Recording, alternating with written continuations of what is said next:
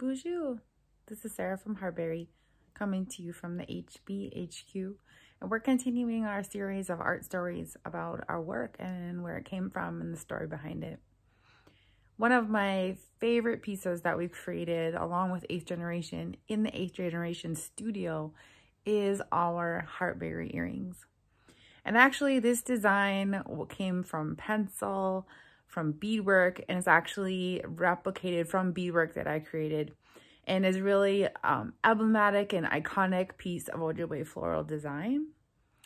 When you look at scientific drawings and you look really closely at plants, you start to notice that this shape repeats itself over and over and over again, this sort of tulip type shape. But also within this design, and I'm going to hold it up a little bit closer for you to see, are these little buds on the top.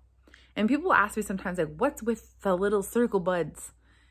And those are really the new life. So whenever a plant is growing, it's got these little bulbs that pop up on the top, whether that's a maple bud, any kind of tree. If you look at it closely, when it's first coming out, it's got these little, and you see that in Ojibwe beadwork. It's a really very repeated, very regular part, really iconic part of Ojibwe beadwork are these like bubble type buds.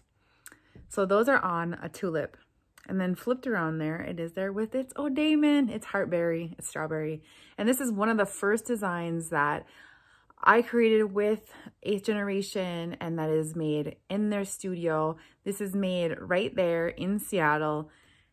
And this particular design, for me, has a really personal meaning, because during a really hard part of my life, someone gave me a whole bunch of tulip bulbs and said, you know, go plant these, dig, you know, that will help you dig in the ground. And I remember planting them and digging and crying, and there was snot and sweat, and I was angry, and I was in the dirt, and I did all this work. And then in the springtime, they popped up. And there's this way that it reminds me that no matter what we're going through, that life will continue, that spring will come, that we just need to make it through the winter in order to get to that spring. And I think that's what tulips always remind me of. And then strawberries, there's all kinds of stories and teachings behind the strawberry.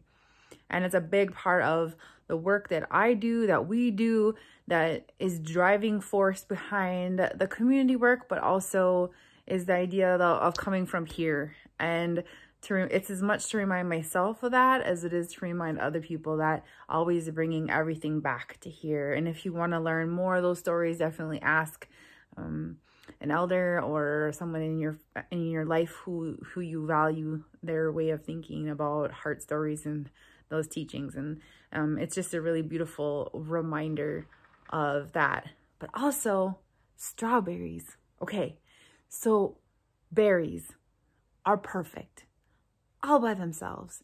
They're just out there doing their berry thing, being berries all on their own. They don't need us to do anything. They don't want us to do anything. And if we never see them, they're just gonna be perfect all out there by themselves. And that's part of why I'm so obsessed with berries, and why I draw berries, I bead berries, I design berries, I put berries in everything, because it's just this perfect way that the universe is doing its thing.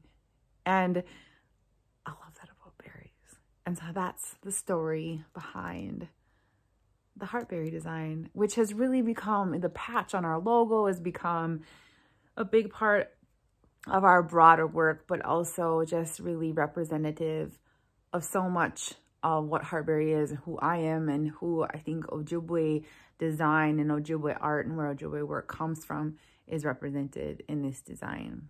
And we want to thank 8th Generation for their beautiful work in studio, cutting and putting together and constructing these. So I hope you're having a good day.